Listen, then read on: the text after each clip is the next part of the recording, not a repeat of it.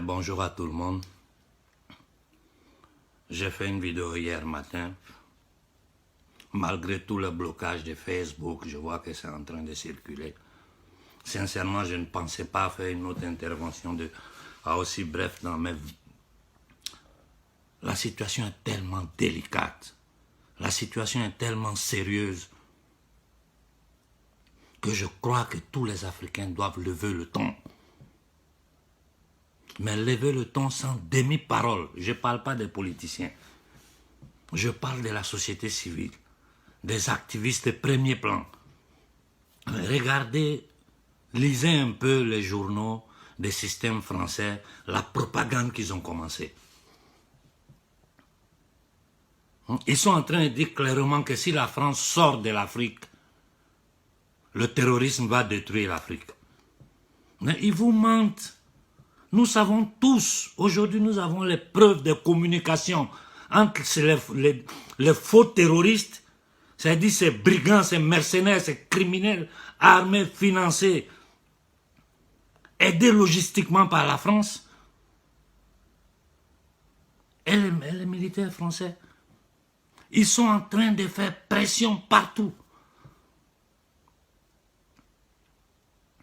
Il n'y a pas quelqu'un aujourd'hui dans le monde à qui la France peut parler. Il n'y a pas un État. Si les gens ne répondent pas à la France, écoutez, un État négrier comme vous n'allez pas venir nous donner des leçons ici. Les Italiens l'ont dit clair et net.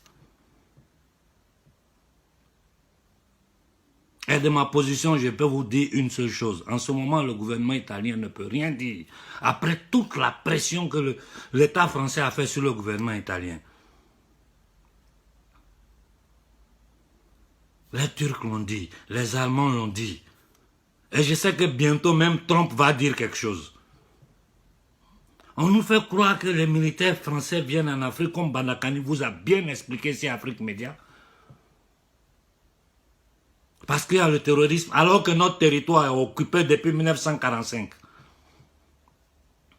Avant ça, mais en 1945, avec De Gaulle, ils se sont assis sur l'Afrique. Moi, je suis né, j'ai trouvé les bases militaires françaises en Afrique. Ils appellent ça coopération militaire.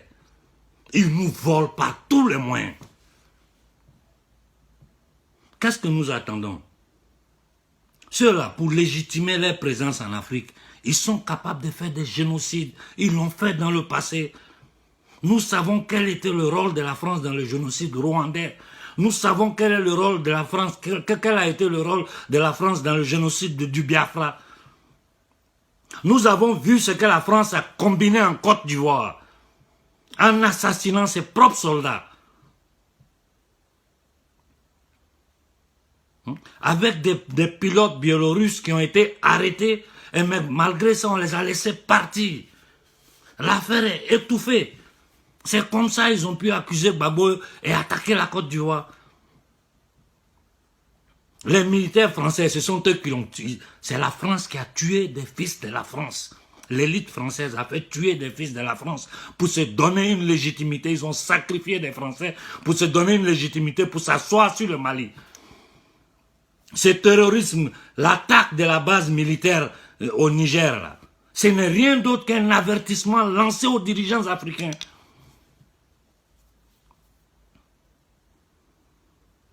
Ils sont impardonnables, nos dirigeants.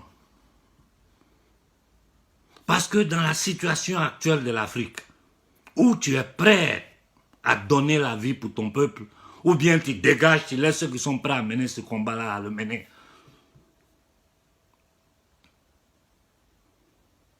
Vous pensez que les fausses indépendances que nous avons eues là, la France s'est levée un matin pour dire aux Africains, bon voilà maintenant, on va vous donner des indépendances. Non, c'est parce que la société civile s'est levée.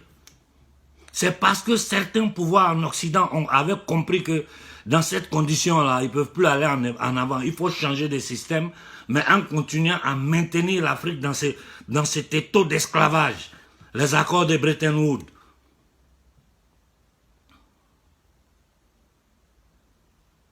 Tout ce que la France fait, elle le fait par rapport à sa domination sur l'Afrique.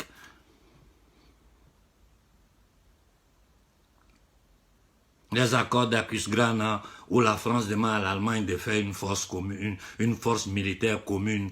Elle tente de toute façon de créer une armée européenne. Tout ça là, c'est pour maintenir le banditisme, le vol, le pillage, le massacre, le génocide du peuple africain. Ce n'est rien d'autre.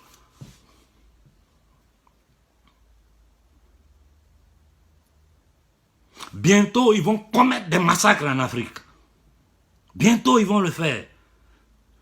Les prochaines semaines, nous allons entendre ici des terroristes ont attaqué ici, bombes a pété ici, c'est rentré ici, c'est sorti là. Tout ça pour terroriser la population civile africaine. Tout ça pour se donner la légitimité internationale, attirer ses alliés en Afrique pour occuper l'Afrique. Quand on parle, vous nous dites non, les Russes vont venir. Les Russes, ce n'est pas les Russes qui vont libérer l'Afrique pour nous. C'est nous-mêmes qui devons avoir la conscience que notre peuple est attaqué. C'est nous qui devons nous libérer. Maintenant, après, si la population africaine se lève pour marcher sur les ambassades de France, vous donnez la légitimité aux Russes de rentrer en Afrique. Parce que là, ça veut dire que les Africains sont en train de dire, on n'en peut plus, partez de chez nous, aidez-nous.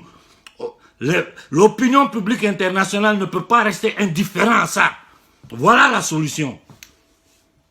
Je ne fais pas de nom pour ne pas offenser quelqu'un.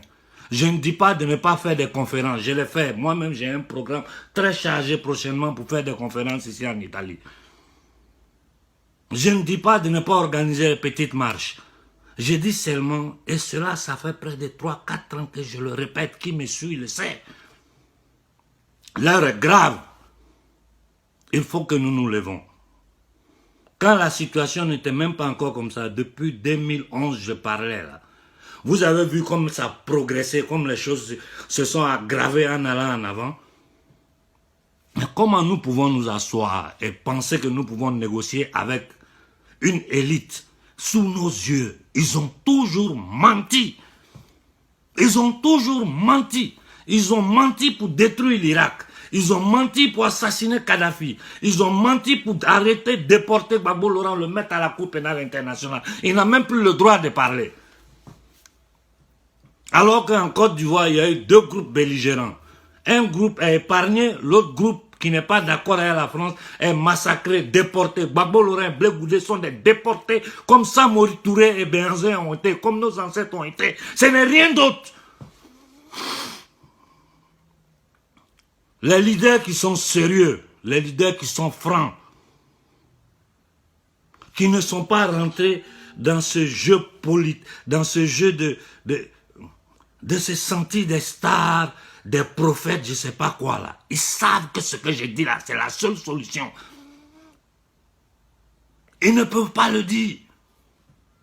Parce que tout le monde sait ce que ça coûte comme risque.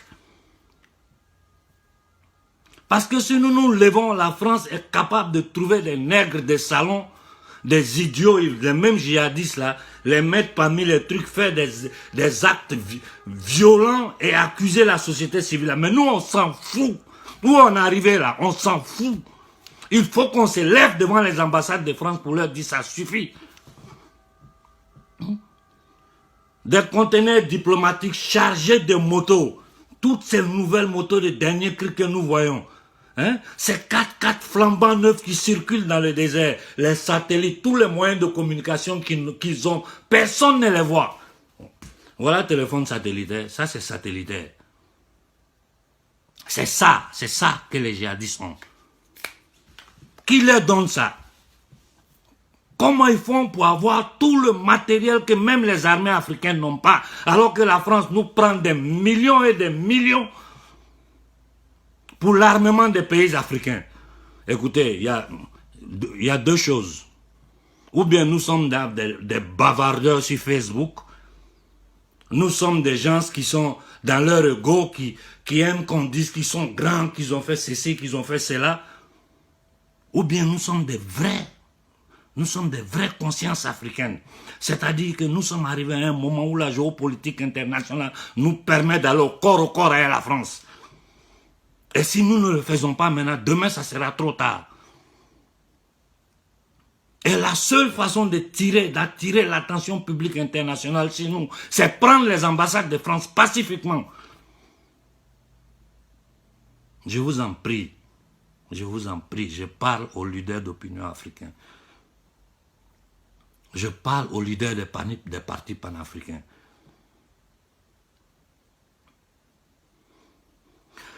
Lancez le mot d'ordre. Lancez le mot d'ordre d'une marche pacifique si les ambassades de France. Si un lance, nous allons le soutenir tous. Il faut prendre les ambassades de France avant la fin de cette année. Pacifiquement, mais de façon inflexible. Ne venez pas me parler d'argent. Je vois certains commentaires sur Facebook. Non, il faut de l'argent. On n'a pas besoin d'argent. Que chacun se lève avec sa moto, qui marche à pied. Ça n'a pas d'importance. L'important, c'est être là, présent, des millions d'Africains devant les ambassades de France partout en Afrique. Si vous ne le faites pas, là, quand demain, ils vont commettre des massacres en Afrique, quand demain, des bases militaires vont sauter, ne venez pas nous dire que non, ouais, la France, ça ne change rien. Ça ne change rien parce que eux, ils sont dans leur jeu. Ils poussent leurs pions. Nous devons pousser les nôtres. Aux jeunes frères qui me disent d'intervenir, pourquoi je ne parle pas avec Afrique Média, ceci, cela. J'ai des contacts avec eux. J'ai des contacts avec le directeur de programme d'Afrique Média. J'ai mon ami Linus qui est très en contact avec Afrique Média. On m'a même demandé d'intervenir. J'ai dit au directeur, pour le moment, je suis un peu pris. À peine possible, je ferai une intervention. Mais je crois qu'il arrivait le temps de passer sur cette télévision, sur cette chaîne panafricaine pour dire au peuple africain de se lever et prendre les ambassades de France. Parce que je ne vois pas autre solution. Tout le monde est muet. À part mon ami Linus qui m'a donné son accord, je lance des appels depuis des années. Les gens m'ignorent. Ils sont dans les trucs de leaders panafricains. Mais vous pensez que quoi? Que marcher 2 jours à Bamako quelque part le matin et puis on va se coucher, on va une petite... Ça va rien changer. Et vous le savez, vous qui êtes devant les choses là, vous le savez. Parce que les rapports que moi j'ai, vous les avez. Les connaissances que j'ai, vous les avez. Vous savez peut-être plus que moi. Et vous savez que la seule façon de changer la situation de l'Afrique, c'est faire un boucan sur le plan international. Et la seule façon de faire le boucan, c'est prendre les ambassades de France pour donner un signe clair à la France et à l'Occident entier. Pour dire que les Africains ne vont plus accepter ça. Voilà, si rien ne se passe, si personne ne bouge, si on tue les Africains, ne venez pas nous emmerder sur la toile ici, à mettre des likes, à faire des vidéos à droite, à gauche, qui ne servent à rien. Si ce n'est pas fait du tapage, vos mouvements que vous, tout le monde crée des mouvements panafricains, vous divaguez. La société africaine doit comprendre qu'en ce moment, le destin de l'Afrique se joue. Ou nous nous levons, ou c'est fini pour nous. Voilà ce que j'avais à dire ce matin. Bonne journée à tout le monde.